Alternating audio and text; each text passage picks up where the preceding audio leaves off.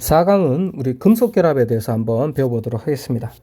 자, 이제 우리 화학결합의 마무리를 지을 때가 왔네요. 이온결합, 공유결합, 그리고 금속결합. 화학에서 보면 안 중요한 것이 없겠지만 어쨌든 수능이라는 시험에서 보면 아무래도 이온결합, 공유결합에 비해서는 좀 적게 나오는 편이긴 하죠. 어쨌든 한번 보도록 합시다. 금속결합이라는 것은 금속 원자가 이제 모여서 이루어지는 것들이죠.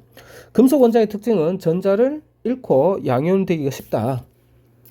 그리고 이때 금속 원자들이 내놓은 전자들이, 자, 여기서 중요한 표현이 나오는데, 자기가 내놓은 전자인데 어떤 특정 원자에 속하지 않고 자유롭게 움직일 수 있는 전자가 있는데, 그걸 우리는 뭐라 부르냐면 자유전자라고 얘기하는 겁니다.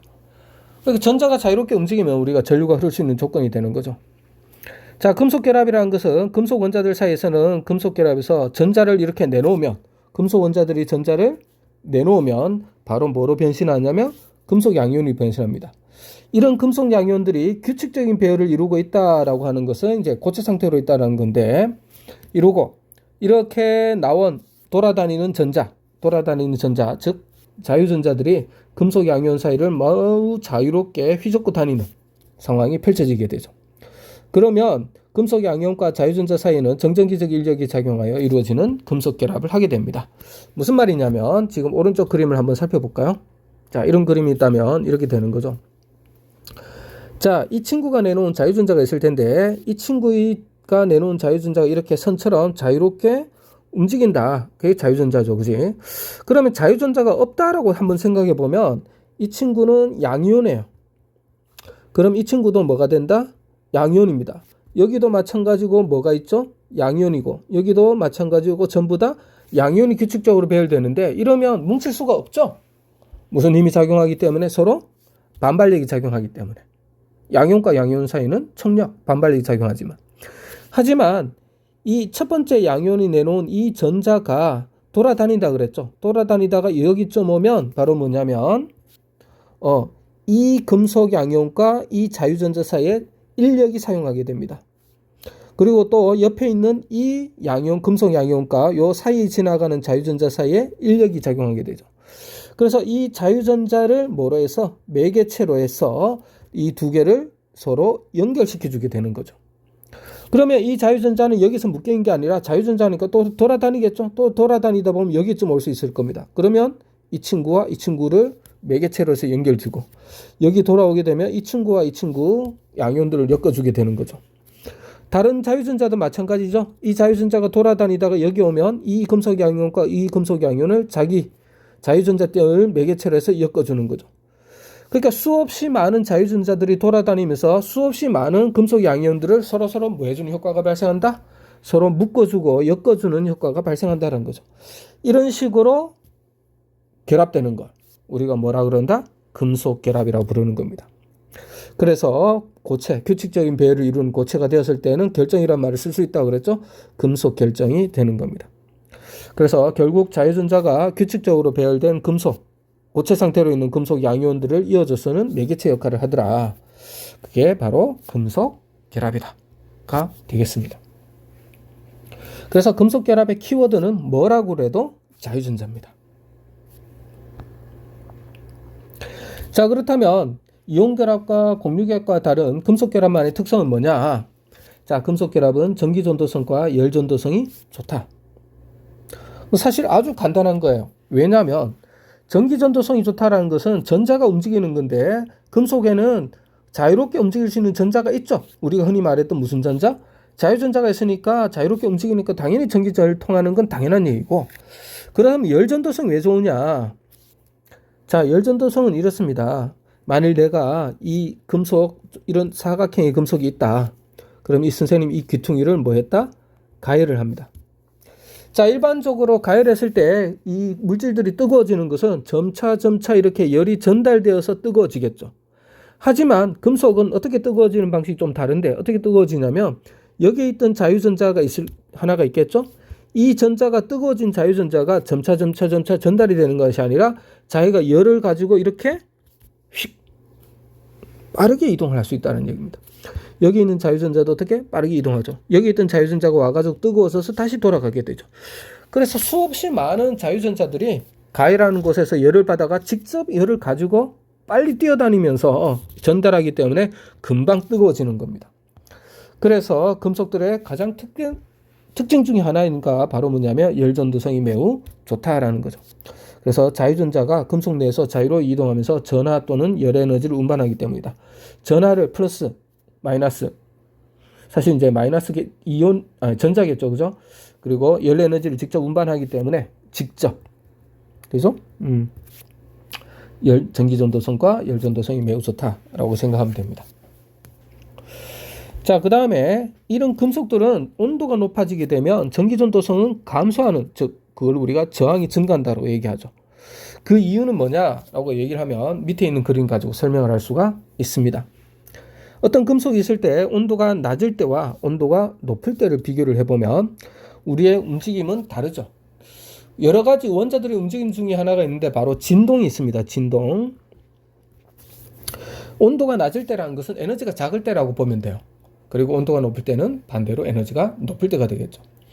에너지가 낮을 때는 당연히 내가 낮은 에너지를 가지고 있으니까 진동이 어떻습니까? 작겠죠.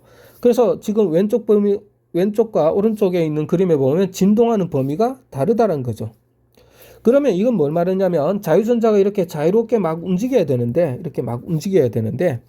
온도가 낮을 때는 이 금속 양이온의 진동 범위가 좁기 때문에 자유전자가 비교적 상대적으로 저항을 받지 않고 쉽게 이렇게 이동이 가능합니다.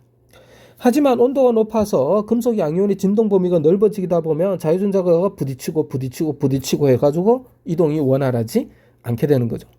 결국은 온도가 높아지게 되면 금속 양이온들의 진동 범위가 넓어지게 되고 커지게 되고 그것 때문에 전자의 흐름이 방해받게 되고 전자의 흐름이 원활하지 않는다. 그건 뭐 전류가 잘 흐르지 않는다. 이런 게 되는 거죠. 저항이 커진다. 전기전도성이 감소한다라고 보면 되겠습니다.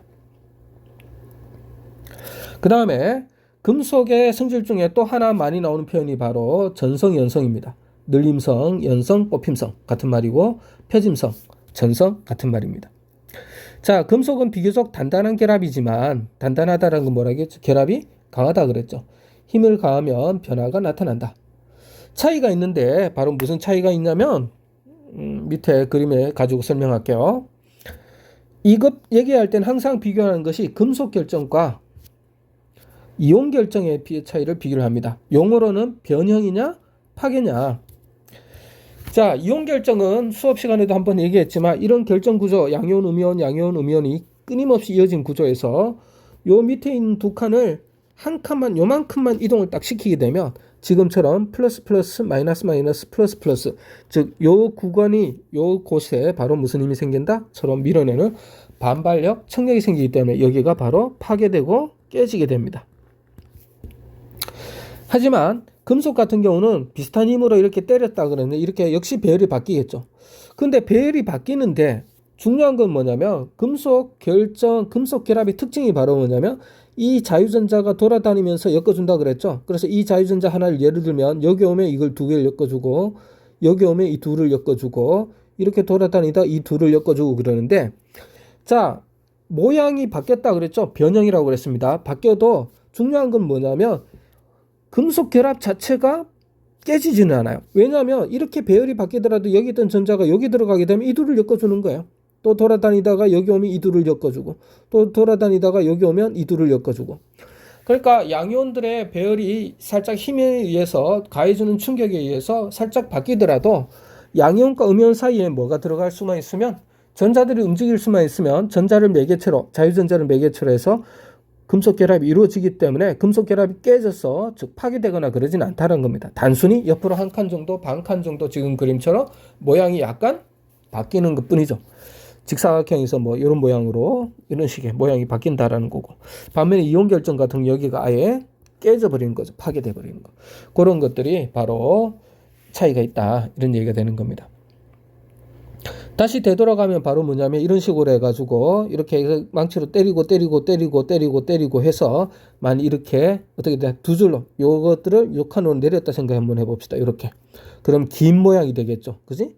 그래서 이 긴 모양이 되면 우리는 뭐라고 부르냐면 길게 뽑는 거를 우리는 그죠? 늘림성, 연성이라 부르고 또 뭐 입체적으로 보면 탁탁탁탁 때려가지고 얇게 펼 수도 있겠죠. 우리가 그렇게 해서 생긴 것 중에 가장 대표적인 것이 뭐 알루미늄 호일 같은 거죠. 그죠? 이렇게 얇게 펴면 우리는 바로 그건 뭐라 그런다? 전성이라 그런다. 뽑힘성. 뽑힘성은 참 연성이죠. 펴짐성. 전성이라고 부르는 겁니다. 그래서 망치로 어떻게 때리느냐에 따라서 우리가 아마 영상 같은데 다큐멘터리 같은데 많이 보죠. 방앗간 같은데 가가지고 방앗간이란다. 용광로 옛날 그지 뭐 호미를 만들고 낫을 만들고 하는 곳에 살펴보면 망치로 막 두들기죠. 망치로 두들겨가 모양은 바뀌지만 뭐는 그렇죠. 금속이 깨지고 그러진 않죠. 그게 바로 이 금속 결합의 특징 때문이다라는 말이 되겠습니다. 자, 비교적 단단하고 녹는 점 끓는 점이 높습니다. 비교적 단단하다란 말은 같은 말이죠. 녹는 점 끓는 점이 높다. 자, 그래서 금속 양면과 자유전자 사이의 정전기적 인리인데 이거는 매우 강한 거고 그래서 녹는 점 끓는 점이 높다. 뭐 이렇게 되어 있습니다. 자, 이제 마무리를 지어야 될 때가 온 것 같네요. 자, 화학결합의 상대적 세기를 한번 살펴봅시다. 우선은 이온결합이 세냐 공유결합이 세냐 금속결합이 세냐 이렇게 절대적으로 이름 가지고 순위를 매길 필요는 없어요. 그냥 이 상황에서 결합이 강하냐 약하냐를 살펴봐야 되는데 기본적으로 결합의 색이 어떻다? 강하다면 그 결합을 끊는데 많은 에너지가 필요하는 거고 이 에너지를 뭐 가열을 한다라고 치면 바로 온도를 많이 높여줘야 되니까 녹는 점 끓는 점이 높다 이렇게 되는 겁니다. 그래서 녹는 점이 높은 물질일수록 그 물질을 이루고 있는 결합의 세기가 어떻다? 강하다라고 보면 되는 겁니다. 자, 정리를 해보면 이온결합 물질이 고체로 존재하며 생기는 것은 뭐 이온결정 하나밖에 없고 금속결합 물질이 고체로 존재할 때도 금속결정 하나밖에 없어요. 이건 헷갈릴 리가 없습니다. 중요한 건 뭐냐면 공유결합 물질인데 공유결합 물질이 고체로 존재할 때 모습 즉은 두 가지가 있다는 거죠. 바로 뭐냐면 공유결정과 분자결정인 겁니다.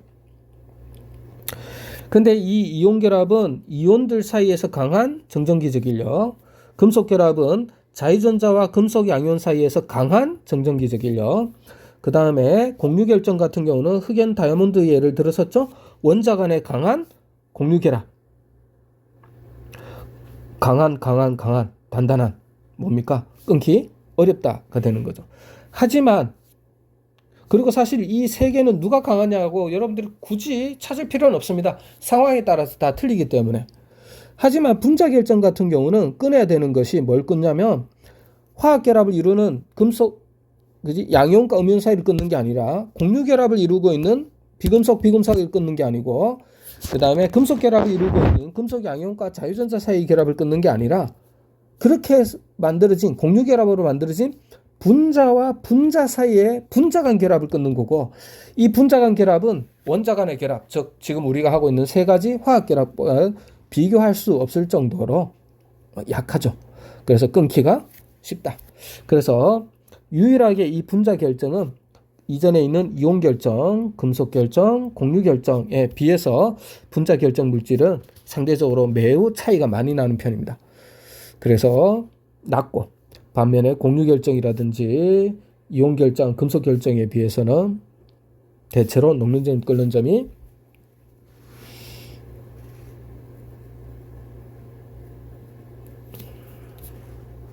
좀 잘못된 것 같네요. 끓는 점이 어떤 편이 높은 편이 아니다가 낮은 편이다. 그죠? 나중에 교재에 있는데도 오타라고 고쳐놓겠습니다. 낮은 편이죠. 왜? 끊기가 쉬우니까.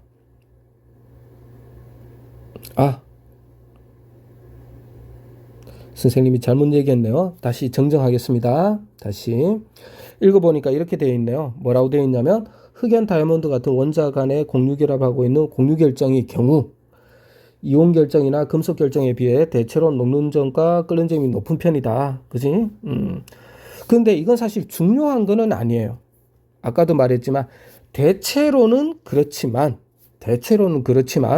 이온 결정이나 금속 결정이 흑연이나 다이아몬드 같은 공유 결정보다 높은 것들도 존재할 수는 있어요. 그렇기 때문에 선생님이 처음에 뭐라고 그랬냐면 이 이온 결정, 금속 결정, 공유 결정 이 세 개를 결정 방식에 따라서 무조건 높다, 무조건 낮다라고 여러분들이 외울 필요는 전혀 없는 겁니다. 왜냐하면 그때그때마다 상황이 틀리니까. 그래서 일반적으로는 그렇지만 아닌 경우도 세번 많기 때문에 그냥 이렇게 봐주면 될 것 같아요. 그래서 대체로는 그렇지만 이게 무슨 절대적인 원칙이다 이렇게 생각할 필요는 없습니다. 자, 선생님이 조금 헷갈렸던 건 바로 뭐였냐면 요거였죠. 분자 결정이죠. 분자 결정은 뭐에 비해서 이온 결정이나 공유 결정이나 금속 결정에 비해서 어떻다? 결합이 약한 편이죠. 왜냐하면 나머지 이 세 개의 결정은 화학 결합으로 이루어지죠. 이온 결정은 양이온과 음이온 사이의 화학 결합, 공유 결정은 비금속과 비금속 사이의 화학 결합, 금속 결정은 금속 양이온과 자유전자 사이의 화학 결합으로 이루어지기 때문에 셋 다 어떻다? 강한 결합인데 반해서 분자 결정은 분자 간의 인력, 화학 결합이 아니라 원자 간에 이루어지는 화학 결합이 아니라 원자 간에 이루어진 화학 결합으로 이루어진 분자 간에서 인력이고 상대적으로 어떻다? 이거는 좀 차이가 많이 납니다. 약한 편이기 때문에 대체로 녹는 점, 끓는 점이 어떻다? 낮다. 이런 경우는 분자 결정이 이온 결정이나 공유 결정이나 금속 결정에 비해서 녹는 점이거나 끓는 점이 높은 경우는 사실상 거의 보기가 힘들 정도라고 보면 되는 겁니다. 자, 그래서 요것보다는 요 밑에 있는 말을 여러분들이 좀 기억하는 게 더 중요할 것 같아요. 그래서 결합의 종류에 따른 물질의 성질 비교라고 얘기를 했는데 보면 알겠지만 그냥 차이가 많이 납니다. 이온 결합 물질 보면 이렇죠. 녹는 점. 금속 결합, 이온 결합만큼은 아니지만 이온 결합보다 더 높은 것도 보이죠. 그러니까 순서를 매길 필요는 없어요.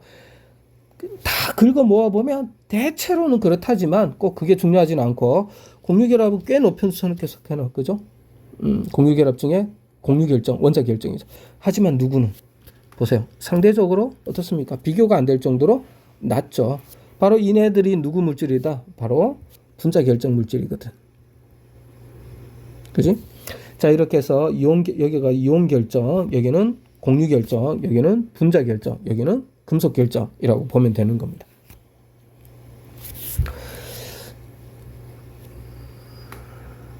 자, 그래서 우리가 사실은 어떤 결정 순서에 따라 매기는 게 중요한 게 아니라 우리는 뭐를 보고?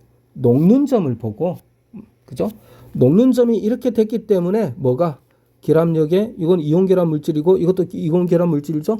그랬을 때 이온 결합력이 누가 더 크다? KF가 더 크다. 이렇게 말하면 되는 겁니다. 자, 금속도 마찬가지입니다. 철하고 나트륨계 철의 녹는 점이 어떻다? 더 높다. 그러면 철의 결합력이 더 크다. 이렇게 봐주면 되는 거죠. 그래서 이 녹는 점이라는 건 바로 뭐를? 결합력의 세기를 나타내는 하나의 표현 수단이다. 이렇게 생각을 해주면 좋을 것 같습니다. 자, 여기까지 하도록 하겠습니다.